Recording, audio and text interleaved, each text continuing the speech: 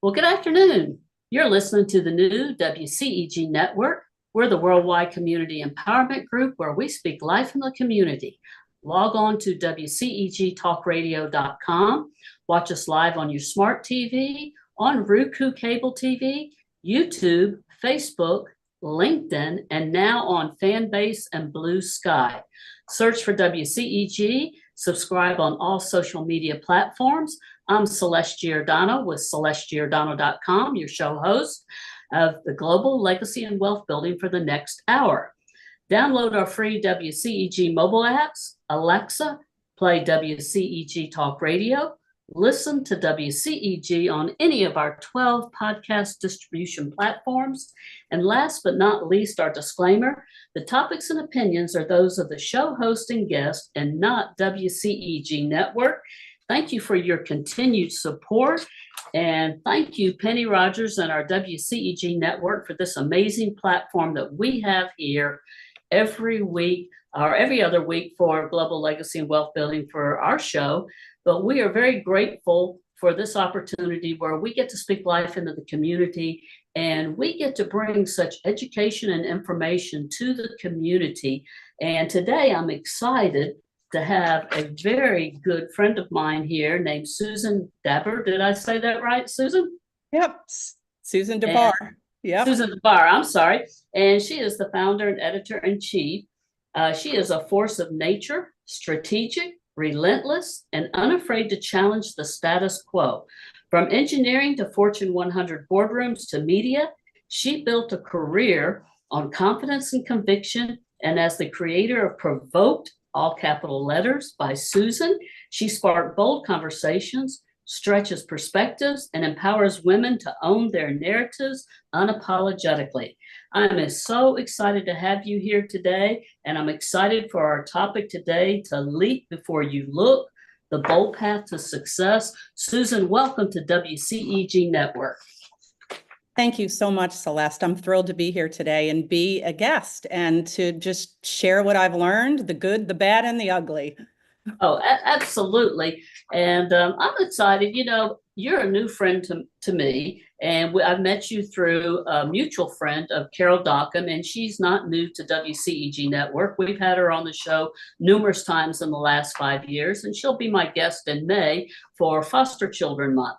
And when you were on her Power Hour, it was January, February, where I met you. And you know, I just knew right away. I mean, you have that infectiousness about you that when you speak and you talk, it's like it just resonated with me. And you've got that beautiful smile. And I just was so excited that we had a conversation. And I thought it was only going to be maybe 15, 20 minutes. And it was over an hour. And you had something to do. I had something to do. But, you know, I could just sit here and talk to you for forever and ever and ever because you have so much wisdom and knowledge. And I'm excited that we get to share this with our audience and listeners today. So if you would, I'd love for you to tell our audience and listeners just a little bit about you and any of your links or websites that you would like to direct them to, please. Well, thank you. And the feeling is mutual. When we got together, I wasn't sure, you know, what the ask might be or, you know, where you were coming from. And it just goes to show you that it's always important to step out, you know, to step outside. And that's a theme that I'm going to hit today a little bit more, that you always have to kind of get outside and expand your network. And it doesn't matter where you are and at what point of a new project or a job that you're at, or if you're trying to reinvent. But anyway, thanks again for having me. My name is Susan Dabbar. I just founded and launched kind of an audacious new venture. It's a magazine predominantly for women of a certain age called Provoked by Susan. And I chose the name Provoked because the content that we're providing is provocative. It's provocative in a way that it makes women think. It makes women feel seen and feel relevant. So much of the content for women of a certain age, and I'm talking women, you pick, you know, it could be a 45-year-old woman, it could be a 35-year-old woman, but most of our audience is ages 50 and above, all the way up to 90 and 95-year-olds. I even have a writer on my staff now that's 85 years old. So it's Provoked is to represent women and to respect their life experiences and their intelligence, and to have hot takes on culture and look at things in a different way that maybe we don't look at them. There isn't any mainstream media right now that's really doing a good job at writing content and preparing, long form content for women. And I decided that I'm going to take that space, because if not me, who? So why not? So I jumped right into it. So you can find me at PROVOKEDBYSUSAN.com. That's our website, which is a magazine. It's free. And I would encourage everybody listening to subscribe, because the content is really pretty amazing, if I say so myself. And then we're also on Instagram and Facebook and LinkedIn, all under Provoked by Susan, or my name on LinkedIn as Susan Dabbar. And I've put all that information in the chat for those online. Absolutely. Thank you for sharing that with our audience. And also, audience, I want to let you know that if you have any questions for us today, put them in the chat. They're going to come to us. We're going to answer those questions, because you need to buckle your seatbelt, because we're going to have a really amazing hour here. And I want to give you a little description about what we're going to be covering today. In this episode today, we're going to explore why waiting until you're ready is one of the biggest mistakes you can make. Our guest, serial entrepreneur and founder of ProvokedBySusan.com, shares how she built a career on pivots, personal reinvention, and saying yes before overthinking. From nuclear submarines to poker tables to media mogul, Susan proves that the best opportunities come when you stop waiting for perfect timing. If you're stuck in hesitation mode, this conversation is your wake-up call. I love it. I love it, Susan. That is the message today. It is. And, and before I get started with my questions, so many people, as a business consultant myself, so many people want everything to be perfect before they do anything. And you just can't wait for it to be perfect. Just jump in, make it happen, and things are going to line up. And we have a lot of missed opportunities when we are waiting for everything to be perfect. Yeah, absolutely. I mean, clarity doesn't come from sitting home. Clarity comes from getting out there. You can't sit home in your jammies binging Netflix and just think about paralysis and the paralysis that overcomes you because you're overthinking. You got to get some action behind you, and you got to get out there, and you just got to jump. You really just have to jump. And I'm going to talk a little bit today about more than one time that I've jumped before I was ready, mostly with good outcomes, mostly. Well, March is also Women's History Month, and on Saturday it was International Women's Day. And, their theme this year was accelerated action. And I thought that was really great that was the theme for this year. Well, I'm going to jump right in. And my first question for you, Susan, is your career path is widely diverse. From engineering to poker to media, how has each pivot shaped your mindset about risk and reinvention? Wow, that's such a great question. When people ask me, what's your background? And I'm like, well, I could give you the 30-second or I can give you the 3-hour, because my background, it's really eclectic. But in some way, when you hear me talk about it, they all kind of string together. So I graduated college many years ago, over 4 decades ago, with an engineering degree in naval architecture. And then I came out of college designing nuclear submarines and aircraft carriers for the Navy. And about 2 years into that, I stood one day looking up at the bow of an aircraft carrier, and I was thinking I literally said out loud to myself, Susan, what are you doing here? This is not your place. Tool belt wrapped around me, steel-toed shoes, and hard hat. And I was kind of like, this is just not feeling good to me. So I started my first pivot, and I went back to school and got a degree in interior design and went at night. And then when I got that going, I ended up starting my very first business that I founded about a year later, and that was Ship Interior Design. So I took the two, and you'll see this common theme about pivoting. Pivoting is basically a repackage, and then you go to the next pivot, and then you package it again, and you add on that next skill. And it's just, it's almost like a snowball. It just keeps getting bigger and better and better and better. And then you just keep building new snowmen as you go along the way, if we can use that metaphor for a minute. So I started with engineering, and engineering did teach me a lot about problem solving, to think critically, to work with men. And those are skills that really translate to everything else. And then from there, I founded my own, shipbuilding interior design business. And I got very lucky very early on and had got a couple of contracts. And then there was this other theme that kind of came into my life, which also is, you'll see as I talk today, is my husband is in the energy business, and he had told me when we got married over 40 years ago that we would be moving around a lot. Well, little did I know that we would be moving over 30 times, and we've lived in multiple countries. So we decided early on that I would not take the lead, and that he would take the lead, because I have an insatiable risk appetite and I love living in the lane of discomfort. Whereas my husband, he likes steady, he likes stable. And I was very fortunate. So we're a very good support for each other. So we ended up moving to Moscow, Russia, after a couple of more beats and pivots. And when we lived in Russia, I was completely untethered. And here I had left a big job at Disney, which I might touch on later. And I started playing professional poker. And poker was also a really big pivot for me. And a lot of people are like, you played professional poker? And I was like, yeah, I did. It was kind of a secret getaway for me. Like, most of the women were playing, bunco or mahjong, but that just wasn't doing it for me. I wanted a seat at like a bigger table. And again, I like risk. So poker taught me, a lot about emotional intelligence and reading people and being patient. Even though we're talking about leap before you look today, there is a place for patience every now and then. And when you can't, but the other thing about poker is you can't have a perfect hand. You can't wait for a perfect hand. Sometimes you have to bluff and go all in and have the conviction to do that. And that's very much on theme today.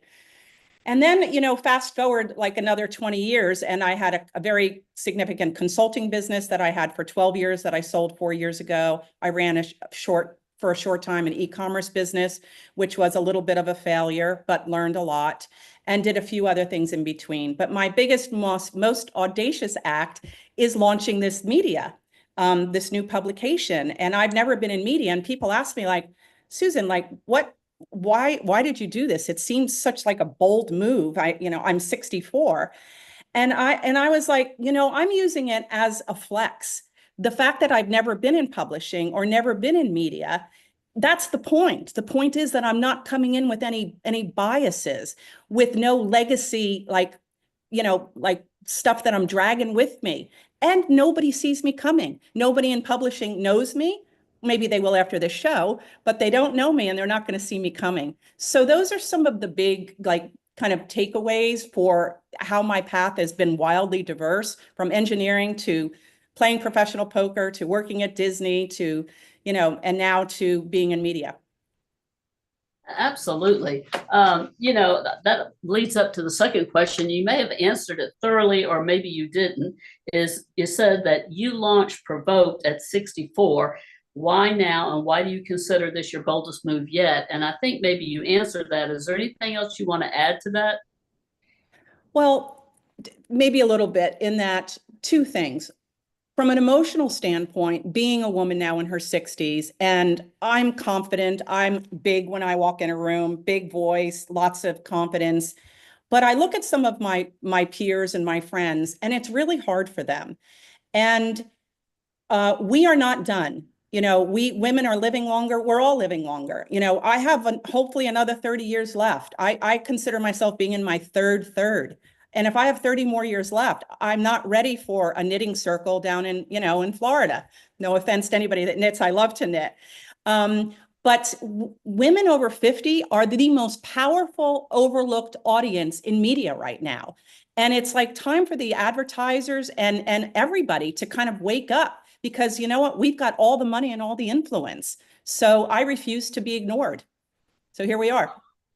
Absolutely. You know, in my business consulting world, and I've been doing this now as a consultant since 2000 and what, 2012.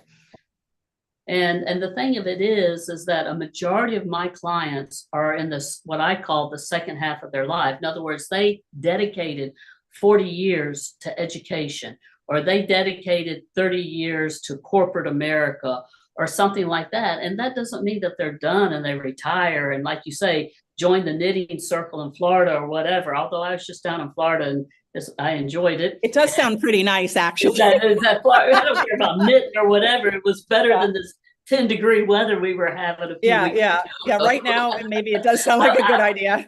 I'd be glad to learn to knit. But you know, so that you know, you called it your third right there. And so a lot of these women have so much to offer, and they have a passion. And a lot of the people that come to me are people that they have this passion, and they work for corporate America or they work for another company, but they didn't know how or the means to go about starting a business. And they're amazing women, just like you say. But you know, the number one thing that most of these women lacked, Susan, was confidence. Yeah, I think women, you know, this goes back to how, you know, how we were raised and the stereotypes, and some women didn't have the choices, you know, when they were younger for whatever reason, or didn't get, you know, off on the right foot in their education. And there are a lot of women, and I'm surrounded by friends of mine who decided to take a big pause. You know, I spoke on social media the other day about taking a pause for child, you know, to have children and to raise a family. And that can be for some women a 20-year pause. And a lot of my friends are just coming out of that pause now. And so that confidence is, they have to muster it up again, because they've done a fabulous job getting their kids launched, and that's really hard work and more than a full-time job. But now they're ready to reflect back on themselves, like, what am I going to do? What am I capable of doing? All I have on my resume is, you know, making, you know, bake sale, and, you know, I helped my kid, you know, get to the top of the book sale list, and I ran the PTO, you know, charity dinner, but they're kind of like lost. And I'm sure you see people like this that turn to you for help. And I've mentored a lot of women over the years that have turned to me as well, and trying to instill in them and kind of look at what their passions are, what their potential is, what the possibility is, and try to link all of those together and how to repackage them and what they're good at. And a lot of those skills that they've learned along the way of child rearing and raising children and launching children and being ahead of PTOs and, you know, giving back in service in their communities, which so many women do. And these are all very marketable skills. And a lot of women don't think that, and they don't know that they need to reach and put a big circle around all of that and gather it up and claim it as experience. You know, and I'd love to get your opinion on this. You know, there's a lot of women that are our age. I'm going to be 69 this month. You're 64, and so therefore they've retired, and they've retired very healthy, with, you know, good pensions, good money in the bank. Finances are primo. They're wonderful, and some of them are just glad to be retired. Like, I have some of these friends that they're retired, and their spouse is retired, and they're not really doing anything with their life, you know. And I have this one friend that doesn't have to work or anything, and she said she went back to work at the Container Store down in Florida, just because she couldn't stand just being home. Her husband's retired and everything. She said, I just got to go back to work. And I could really see this person envision doing some much bigger things if she wanted to. She doesn't have to. But there's a lot of people that, I don't know, I think they're stuck.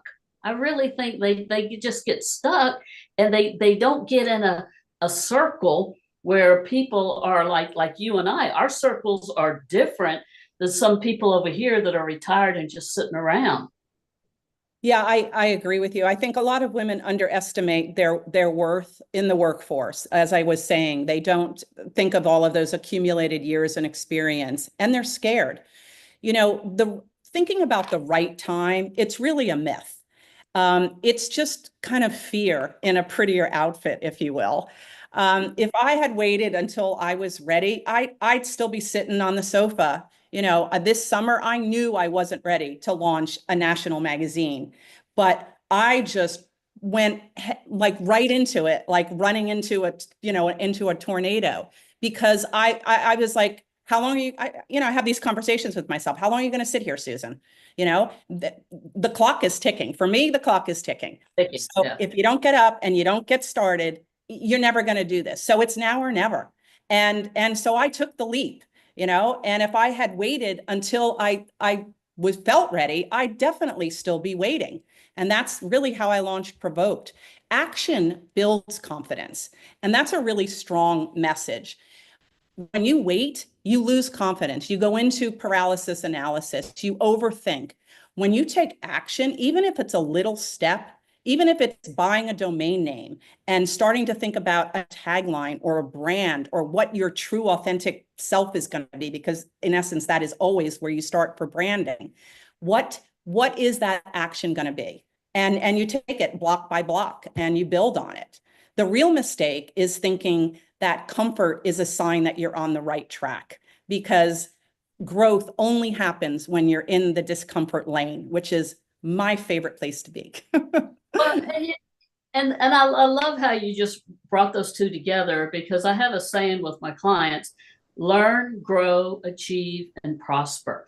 And we constantly have to be learning. We've learned that, you read, you learn, but it's like a bell curve.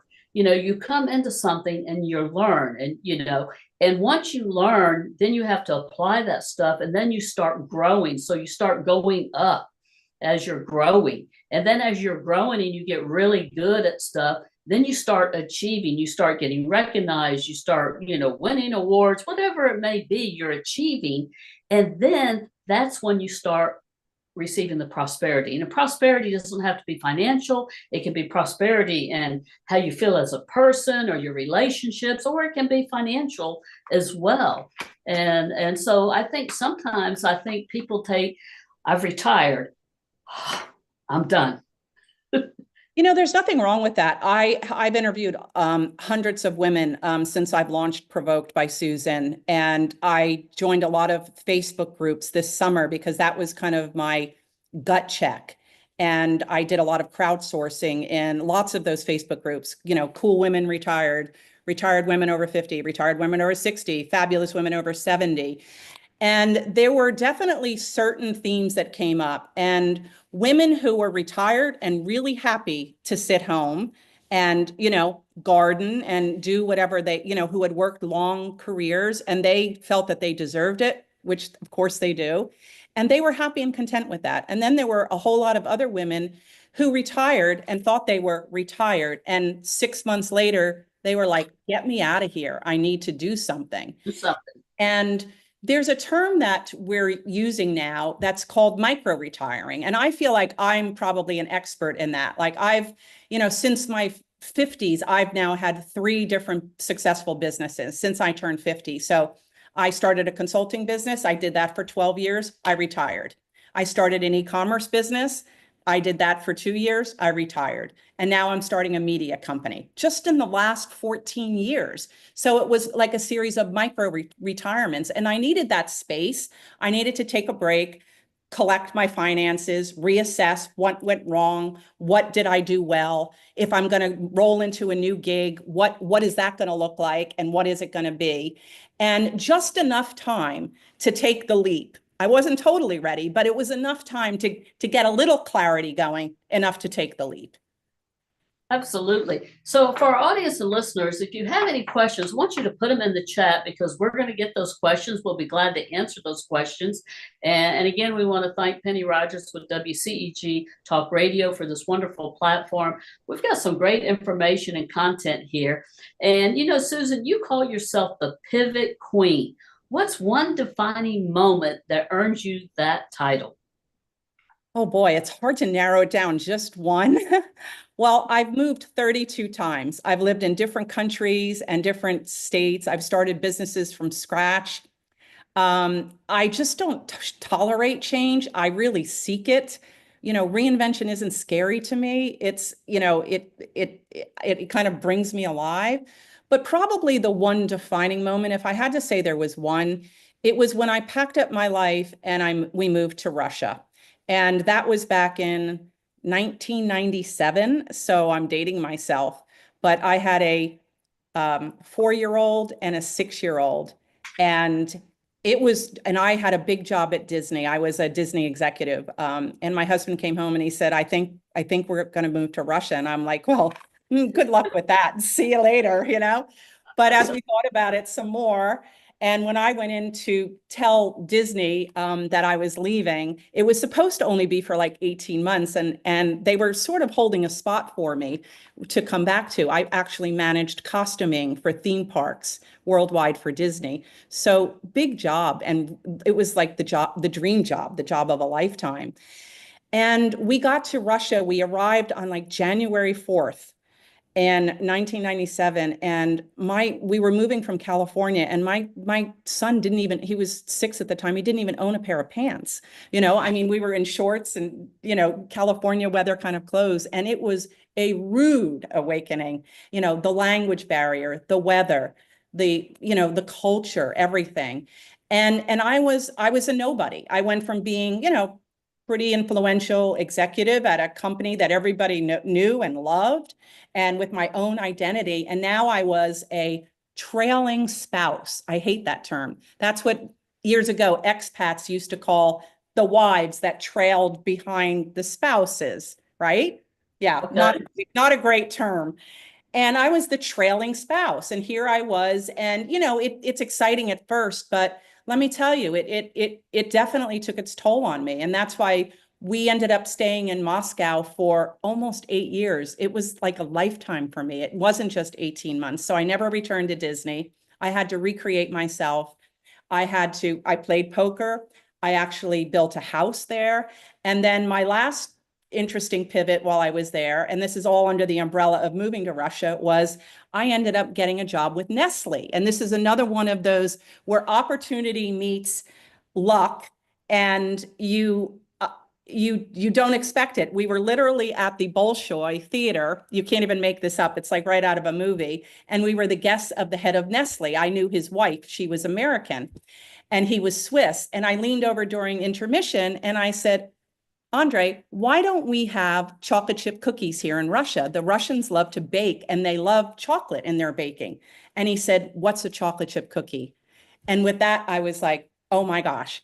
So Monday morning, I landed in his office with a box of chocolate chip cookies and that I made homemade, and a package of the Nestle Toll House chocolate chips that we all keep in our pantries. And he literally dragged me down the hall and signed me up and gave me a job on the spot and said, I need this in the Russian market. I need you to run focus groups. I want a whole collection of products. I want this on the market in 6 months. We need a recipe book, and I'm marching you down the hall. And that's how I got my job at Nestle. So again, I didn't even have time to look. I just leaped. It was just like it went from being a guest at the ballet to the next day having a job at Nestle. So moving to Russia probably was, it's kind of a sensational story. And that was probably my biggest pivot. Very good. Well, I can understand that. Well, now I know that you are the pivot queen, because I have Macau Miao, who is the queen of rock. She's the largest importer of geos and stones in the United States. And I have Sharita Herring, who is the queen of grants. So now I have the pivot queen here, who is about reinventing themselves. So I love that I have 3 queens here. Almost a good poker hand, 3 queens. Yeah, I love that. Yeah, that's a winning hand. A 4th would be nice, but that is definitely a winning hand for sure. Absolutely. So many people wait for the right time to make a big move. Why is that a mistake? Well, it's a mistake. We've covered a little bit of this. As I said, the right time, it's really a myth. There is no right time. And if you're lacking the confidence, the only thing that's going to give you more confidence is to take action.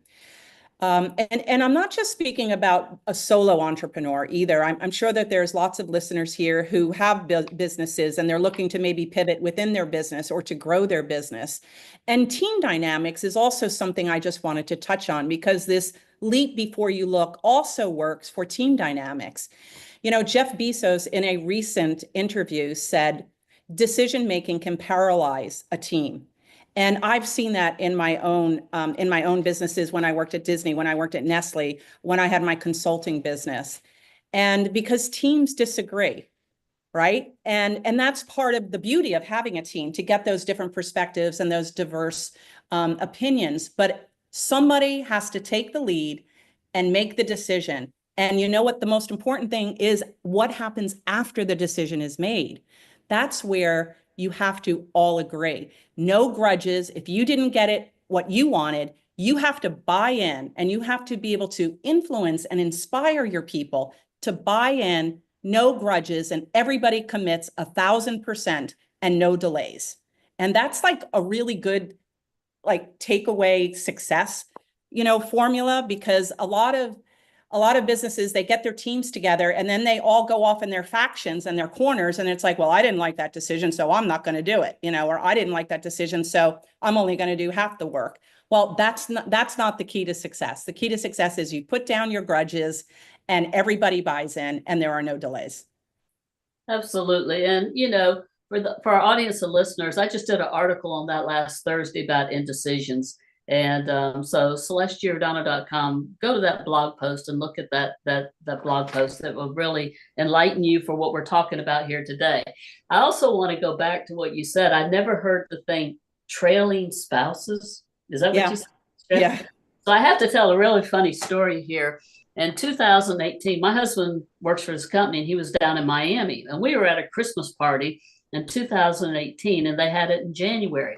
So we're sitting at the table of all the vice presidents and the people. And one of the executives looks at me and he says, so Celeste, you work remotely. So how are you going to like working in Cincinnati? And I turn and look at my husband and I say, what the?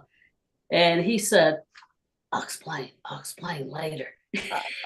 And I just got up and and the guy looked at me and he knew he made a mistake. He said, oh, I didn't know.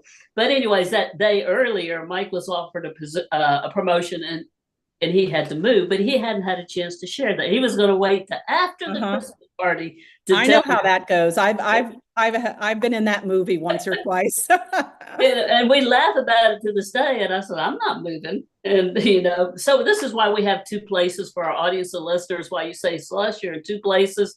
Mike's up in Cincinnati, I'm here, and we commute back and forth. But we make it work, and nobody has to sacrifice. We still live we live our life together. We do what we both love. And nobody has to give up anything. So it works for us. And that's good. Yeah. That's a great, I can feel that. So what's one time you jumped in before feeling ready and what happened when you did? I think a good example for that would be, circling back on my story with Disney. So we had just come back. I had just had my second child and I had taken a little sabbatical and trying to figure things out and sold my ship design business. And we moved into a new community in Southern California. And I decided, okay, Susan, it's time to dust yourself off and get out there and make something happen. And I didn't even know what that was. I was still in the clarity stage. But there was an opening seat for the homeowners association. And I said, well, that's a great way to meet people. So I literally went door to door, knocking on doors with a clipboard, pushing my new baby in her little umbrella stroller. And hi, I'm Susan Dabbar. I just moved in and I just had a baby and I would love to run for the homeowners association board. Will you vote for me? And I visited over 1,800 homes in 3 days. And I won the seat. Surprise. So that was number one. Then I get on the homeowners association board and who's on the board but a Disney executive. And little did I know that he kind of watched me for about 6 months, as a board member, my decision-making, my diplomacy, all those things that he was taking note of. And then he came up to me one day and he said, Susan, have you thought about going back to work? Because I have something in mind. And I said, what? And he said, well, there's a job at Disney that we haven't been able to fill, and we're looking for a non-traditional hire. Again, another one of these kind of colloquialisms. And he said, I think you could be perfect for it. And why don't you come in and talk to me? So I went in, of course, I said, oh, sure. Because this was like, wow, this is, again, another lucky moment where planning meets opportunity, right? And I didn't know what would unfold, but how great is this? So I go in and I meet him. And it turns out that they're looking for a senior executive to manage costuming worldwide for Disney, the manufacturing, the distribution, and all of the processes around costuming for theme parks. And the reason that he was interested in me is because of and so listen to this, my engineering background, my creative background in design, the fact that I ran my own creative business, which was my ship interior design business, and the fact that I understood business process, which is both engineering and running your own business. And so he thought I was the perfect candidate, which is, when you think about it, how did you go from that to managing costuming for Disney? And yet it just shows you that, your skills can be transferable in ways that you don't think are directly related, but they indeed are. And it's all about what kind of wrapper and bow you put on them. So when I was hired, I was told, okay, some of the people were all for it. And then there were a couple of senior executives at Disney who were like, I don't think so. I don't think she's going to have what it takes. So I was like, okay, I'm dating myself. Give me a phone book and an organizational chart and give me 3 months and I'll prove to you that I can do this job. And I did. So that to me was like the perfect example of jumping before I felt ready. And what gave me the confidence for that job, and this is another, I think, good takeaway, is that I borrowed the confidence that my peer on the board, homeowners board, had in me when he recognized that I had something special and he was willing to go out on a limb for me. And that's happened a couple of times in my life. So, again, that's why a network is so important, because there might be somebody sitting quietly in a corner who's watching you and assessing you. And later on, they might tap you on the shoulder for something really big. And that's what's happened to me a couple of times. And that reminds me of back in my days owning a franchise. There was 3 things when we were recruiting and training and developing and promoting people. And what we were selling, Susan, was opportunity, recognition, and money. And people like to feel that about themselves. They want an opportunity, they want to be recognized, and they want to make a good living or be paid fair value for what they do. And I think, confidence is something that I speak a lot in my workshops with my clients, because I've always been a confident person growing up. I played sports as a young child. I was one of only 18 women back in the late 70s, early 80s. And the franchise, they only had like 18 women in the whole international realm of things. As a franchise owner, it was predominantly all male. And so a lot of times women lack self-confidence. And sometimes we as women don't realize how we can make an impression on another woman and change their lifestyle in the snap of a moment by believing in them. You're so right. And that's one of I think, the impetus for me starting Provoked by Susan, the magazine, because one of my taglines is where age amplifies agency. And as we women like you and I, who've had great fortune in being successful and having support systems and getting lucky along the way, and it's my turn to turn around and share, the wisdom and the experiences that I have, and bring in writers who have also incredible stories and wisdom to share in various, areas, and to share those to bring up like the next class of women, right? These women, maybe the 40-year-olds and the 50-year-olds who are coming out of a pause, or who have just left a job that was soulless, or whatever their state is, that they're in a moment of, clarity versus paralysis versus what do I do next, and to try to help them along and give them a little swift kick in the what, and say, you've got this, and I'm right behind you, like cheering for you, and I'll be here in your corner for you. Well, and another thing about that, Susan, and you and I are very fortunate in this category that we have supportive spouses. And there are a lot of women out there that do not have supportive Yeah. spouses. What advice do you have for them? Well, that I'm very thankful, and you're right. I think that that's where your women's support systems really come in play. And like the network, that Beautiful Faces Going Places that Carol's building, women's networks. I belong to, several women's networks and have almost my whole life, from the junior league when I was younger and service. And again, you have to get outside of your inner circle. You can't, a pity party is fine, but it can't last for a year. You've just got to get out there and force yourself to, get engaged with other people. And if you don't have a support system or you don't have a spouse or family or parents or somebody that's, in your inner squad, family squad, then you need to make your own squad. And women friends, and there's longevity studies on this now. Women to women relationships are really, really important. And, my husband's great. I love him maybe 51% of the time. I like him maybe 51% of the time. I love him all the time. But do I want to hang out with him? I'd much rather go out for a girls' night. I want to get that girl energy. And that's what can really help you and give you confidence. Absolutely. And there are a lot of great women's networks out there. And not only women, but we also welcome men in a lot of these networks. In Atlanta, we have, I have helped co-found with Sarah and Lynn, the Women in Community Impact, and we're getting back into in-person networking this year.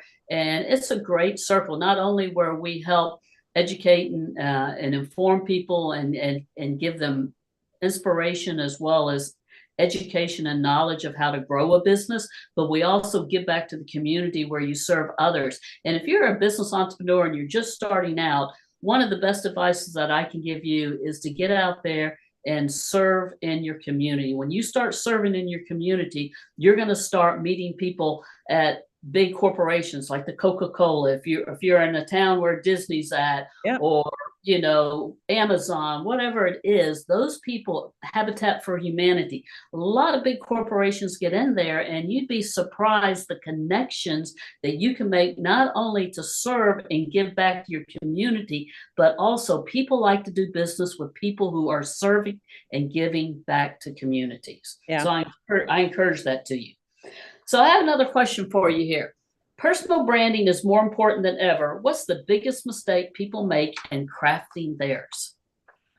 Oh, wow. Well, I used to teach a whole class about this.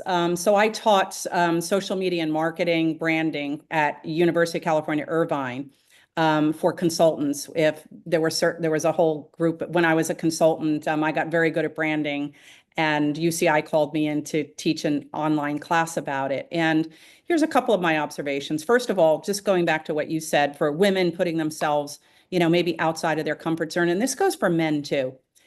You have got to have energy. When you're presenting yourself to walking into a room, going into a networking event, sitting at a table with, some people that you don't know, you've got to bring that energy.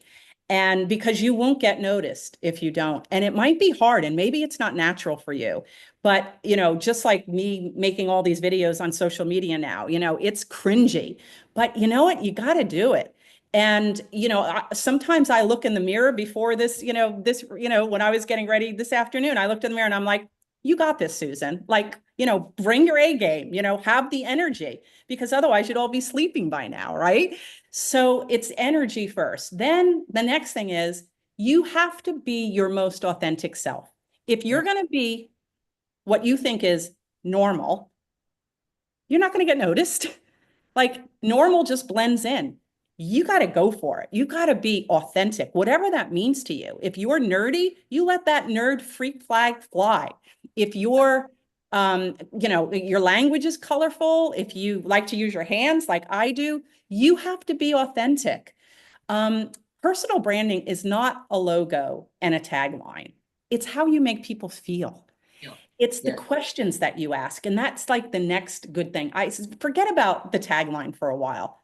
Ask questions. That's one of the reasons I picked Provoked as the title for my magazine, because provoking is asking questions. What makes you feel good today? Celeste, why did you invite me to be on today? Where are you coming from? What did you just read that like rocked your world? I mean, we could go on forever, right? One of my videos that went almost viral, relatively speaking, was when people ask the question, what do you do? And when you're retired and you say, oh, I'm retired. And I was like, no, no, no, don't say that. Come up with something more interesting, right? I got a lot of pushback, like, what's wrong with saying I'm retired? Well, there's nothing wrong with it. But if you want to be the interesting person at the table, retired isn't going to get you there. It isn't going to be It's interesting. not going to be it, because people are going to say, oh, good for you. And then they're going to say, oh, next, what do Next. you do? And then I'm going to take over the whole table and tell them, like, here's what I'm doing, right? So, be thoughtful, be intentional. The biggest flex is owning exactly who you are and making that your brand. Really, it's don't be afraid to have a point of view. Playing it safe is the fastest way to be ignored. And then after you figure out, like, this is who I am, this is how I'm going to present myself, take it or leave it. And in your 60s, and you'll share this, I'm at the point now where I'm okay with that. I don't want everybody to love me. I don't need everybody to love me. Lord knows they certainly don't, if you get into my comments. However, I have a lot of super fans also, and I'm being true to myself. And at this point in my life, if we can't be true and our brands aren't who we are, then, what are we doing here, right? And it's too much work to make it up, right? It's like, it's much easier to just be yourself. Absolutely. And on that personal branding, and I talk a lot about this with my clients is, one of my favorite books of all time is How to Win Friends and Influence People. And when you're attending networking events, and being in a sales background, everybody says, what's the secret in sales? What's the secret in sales? Ask questions, because they will tell you how to close them. When you're networking, ask questions. And It's people not, love it's to, not about you. It's not about you. It's about them. Yeah. And the more questions you ask somebody and get them to talk about themselves, the better chance you have of closing that sale or making a friend.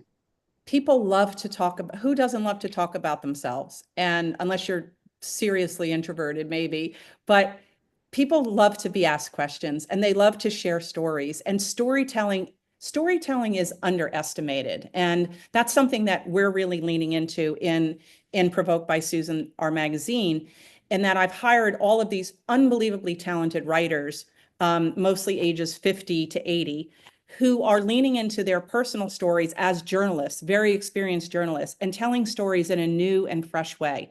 Like, we're taking maybe a cultural moment and then they're putting their own reflections. And I've written maybe about 20 of the articles now on the site, also leaning into in more depth a lot of the stories that we're sharing here today. So storytelling is great, and pulling those stories out of people, asking the right questions. Absolutely. And and I love watching your videos, Susan.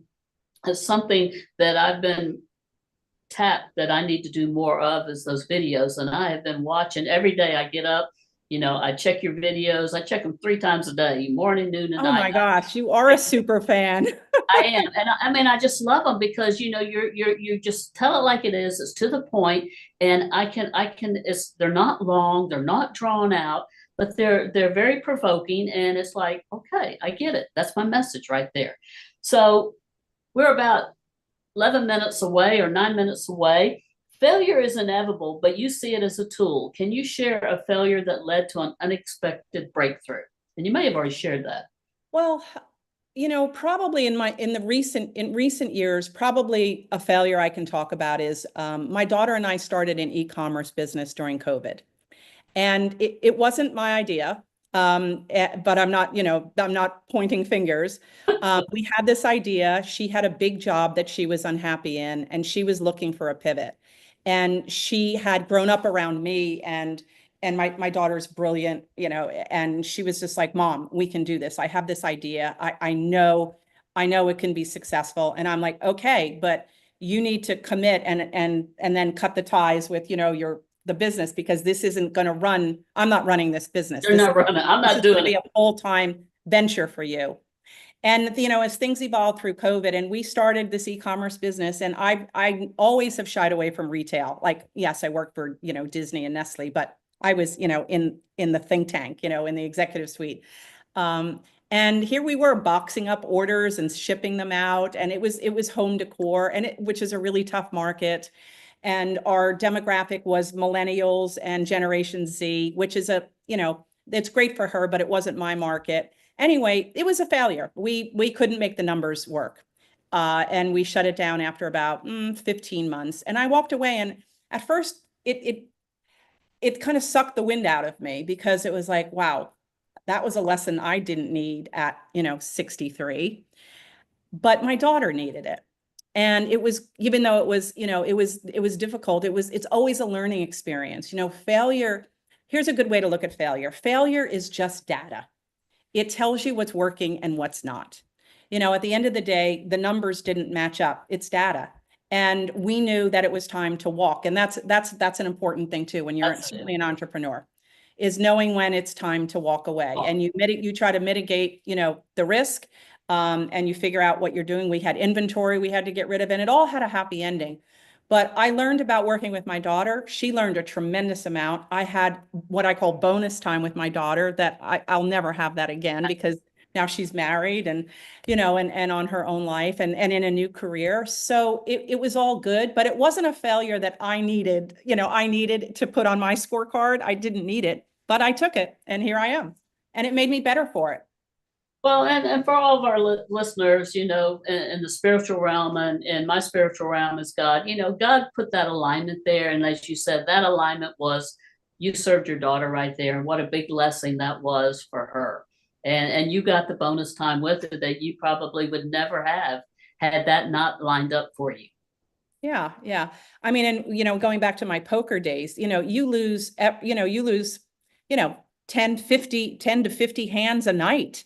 And, you know, so you build up kind of a resistance to losing. That's one of the good skills you learn, you know, playing poker or any kind of competitive sport, really. You have to get used to losing.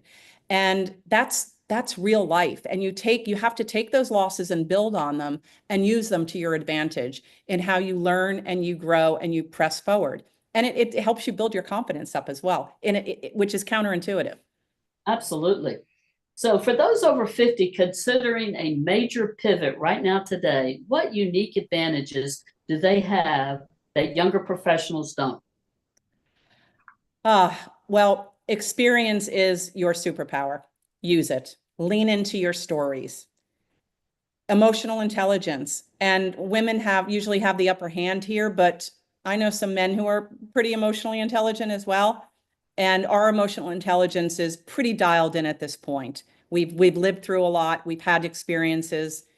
Emotional intelligence is vital in working in, you know, today and going forward, especially when AI is starting to take root now and everybody's using AI. You know, Chat GPT doesn't have emotional intelligence. Human beings do. We don't need constant validation, right? I said earlier, like, I don't need everybody to love me online. I don't need all the comments to be, oh, you're so great. Oh, I agree with you. I want to have a messy conversation. I want to hear alternative views. Those are more interesting. You know, really, reinvention isn't starting over. It's repackaging. And that's another important thing to remember, that if you have a pivot, or if you're 50 or 60 or 65 like I am, and you're thinking, oh, you know, I'm too old to start over. It's not starting over. You're starting with an entire lifetime of experience. You know, we know who we are and what we want. And I'll leave you with this. And this is something that I'm talking a lot about. We don't have to ask permission, you know, because I have the agency to just say, I'm going to do this, and nobody has to give me the permission to do it. I'm just doing it. So I would say that's a good summary of, you know, what your kind of your flexes are, because you've got a little age behind you and a lot of wisdom and maturity. You know, and as for our listeners out here, whether you're married, you're single, you have a partner or whatever, you know, I find myself, my husband and I say this all the time, you know, because we sometimes are in two different states And then when we do get together, it's like you do you, I'm doing me. Next week we'll do us together, and that doesn't mean that we're divided or we've given up on each other, but sometimes you have to have that space that you do you. Yeah. And there's nothing wrong with that. Oh, yeah. And at this time, I think Demi Moore talked about this and, in the Academy Awards and the SAG Awards and the Golden Globes and all the award circuits she's been on. We wrote an article about this where she got up at 60, I think she's 62 or 63. And she said, never did I think that I'd make a comeback like this, that I'd be nominated. I haven't been nominated for award in my entire life. I was called a popcorn actress. And here I am at what most people would consider me done. And Yes. I'm standing on this stage, in the most prestigious venue arguably in Hollywood. And so you're never done until you decide you're done. You're done. That's right. Yeah. And you have that power. Absolutely. Yeah. So you've moved 32 times in 40 years. What's your biggest yeah. lesson about change and adaptability? It's really exhausting, I'll tell you. But what I've learned is, forcing me to start over and over, new places, new people, new challenges. I've shared already in the hour we've been together that I love to lean into that discomfort zone, and it isn't something that I fear. It's something that I use. For me, constantly saying hello and goodbye has taught me to let go fast and to build fast. And that leans back into our, kind of leaping and how to trust myself in the unknown and to trust my instincts, quicker, quicker, you get there quicker, you get, what do they say? Early bird gets the worm, right? Right. If you can adapt to that kind of moment, that kind of beat, like think about it. I've been married, 43 years. I've moved 32 times. So you can do the math on that. If you can adapt to that kind of constant change and pace, you can survive anything. And it's not just surviving, it's thriving. So I don't profess that everybody should go out and start moving every year, but moving, even if it's mentally moving, right? It's really healthy for you. And as I said, and I shared in the beginning, like, get out of your jammies, get out there, force yourself to network, force yourself to join some new groups, meet some new people, because that's going to open doors. And that's like the wonder of life too. I mean, interacting with people and sharing your gifts, because everybody has them. Absolutely. Absolutely. My last question, what's one piece of advice you wish you had received earlier about taking action and creating success? One piece.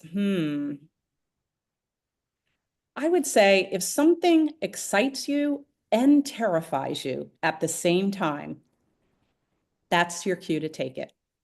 Absolutely. Absolutely. Because you want that contrast. You want to be excited and you also want to be like, oh gosh, I'm not ready. Oh my gosh, I don't know what I'm doing. You want to be a little terrified. And that's when you know it's time to jump. Absolutely. What a great hour, Susan. I mean, a wealth of information, experience that you shared your life and what you're doing with Provoked by Susan. And for our audience and listeners, I hope you'll go back and listen to this, because sometimes you got to go back and listen to something 2 or 3 times. You've heard that thing, or where you've read a book, go back and read something 2 or 3 times and it finally sinks in to you. I mean, we're not done yet. I mean, I'm 69 and we were going to retire at 65. We moved it to 68. We moved it to 70. Now my husband and I are talking about 72. And it's like, I thought we were retiring next year. And, we're having fun. And that's what we both say. As long as we're having fun and we enjoy what we're doing, why stop? Yeah, I don't see you ever retiring. I just, and I don't plan on retiring anytime soon. I just can't imagine. I mean, my life, hopefully I'll be blessed with grandchildren and, my family will grow and I'll be involved in all of that. But that doesn't mean that I can't be doing things for myself as well and for the greater good. Absolutely. Would you give us your website or any information you want to give our audience listeners for the last 30 seconds? Yeah, my website is provokedbysusan.com.